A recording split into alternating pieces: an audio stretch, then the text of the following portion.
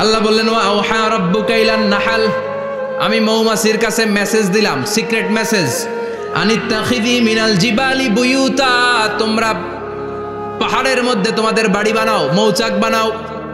অমিনা সাজার, গাছের মগ ডালে, বড় বড় ডালে তোমরা বাসা বানাও। ওয়া মিম্মা ইয়ারিশুন, উঁচু উঁচু জায়গায় মৌচাক বানাও, যাতে করে গ্রামের ছোট্ট ছেলেরা ঢিল মারতে না পারে। কোন সুবহানাল্লাহ। মৌমাছির আল্লাহ শিখাই দিছে। নিচু জায়গায় কোনোদিন মৌমাছির বাসা দেখবেন? নিচু জায়গায় সহজে নাগাল পাওয়া যায়, ধরা যায়। কথা কন, ডাল বেয়ে মগ ডালে ওঠা লাগে মধু খাইতে চাইলে। চিল্লায় বলেন ঠিক কিনা? আল্লাহ সিক্রেট মেসেজ দিলেন আর বললেন আনিত্তাখিযি। আলেম যারা আছেন বলেন তো, ইত্তাখিযি এটা কি মুজাক্কারের সিগা না মুয়ান্নাসের সিগা? কথা কইতে হবে। কেউ নাই এটার উত্তর দেওয়ার মতো? মুয়ান্নাস, মাশাআল্লাহ।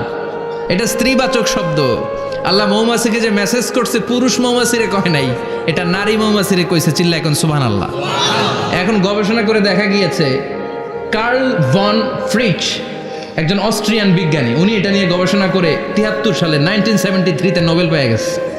এই আয়াতের উপর গবেষণা করে আল্লাহ কেমন করে সিক্রেট মেসেজ দিয়েছেন, কেমন করে মৌমাছি মৌচাকের বাসা বাঁধে, কেমন করে মধু আহরিত হয়, এটার উপর গবেষণা করে উনি একটা বই লিখেছেন, দ্য ডান্সিং বিজ।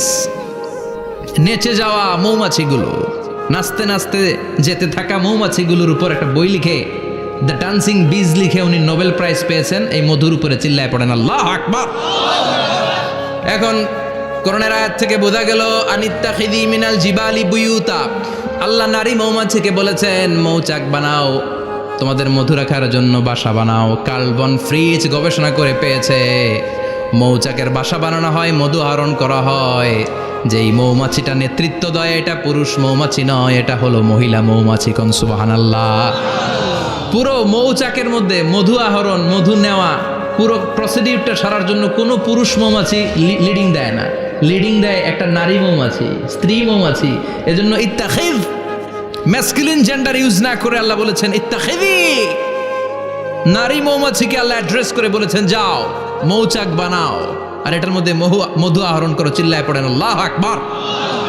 আল্লাহ বললেন ইত্তাখিযি মিনাল জিবালি বুয়ুতা, পাহাড়ের মধ্যে ঘর বানাও, মিনাস সাজার, গাছের বড় ডালের মধ্যে ঘর বানাও, ওয়া মিম্মা ইয়ারিশুন, উঁচু উঁচু জায়গায় ঘর বানাও।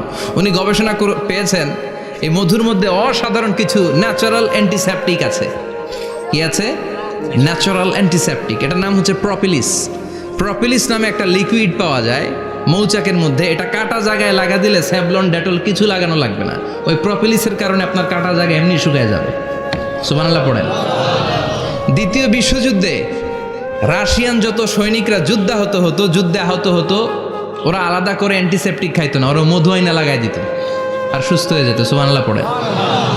নিউজিল্যান্ডের কিছু বিজ্ঞানীরা আবিষ্কার করেছে মৌমাছির হুলের ভিতরে রেমেটিক ফিভারের অ্যান্টিবায়োটিক আছে। অনেকের বাত জ্বর হয়, বাতের ব্যথা থাকে না?